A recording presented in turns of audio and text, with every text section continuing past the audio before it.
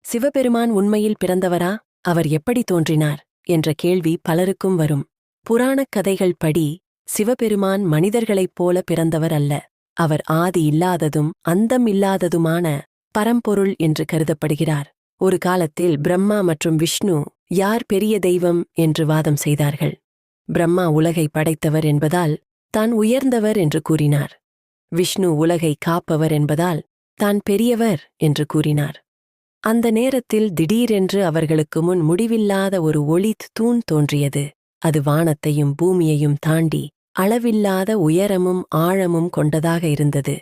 அந்த ஒளித் தூண் எங்கு தொடங்குகிறது, எங்கு முடிகிறது என்று அவர்களுக்கு புரியவில்லை. அதன் தொடக்கம் மற்றும் முடிவை கண்டுபிடிக்க பிரம்மா அன்னப்பறவையாக மாறி மேலே பறந்து தேடினார். விஷ்ணு வராகமாக மாறி கீழே சென்று அதன் அடியை தேடினார். நெடுங்காலம் தேடியும் இருவருக்கும் அந்த ஒளித் தூணின் தொடக்கமும் முடிவும் கிடைக்கவில்லை. விஷ்ணு உண்மையை ஒப்புக்கொண்டார். ஆனால் பிரம்மா தன் பெருமையை காப்பாற்ற வேண்டும் என்று பொய் கூறினார் என்று புராணங்கள் கூறுகின்றன.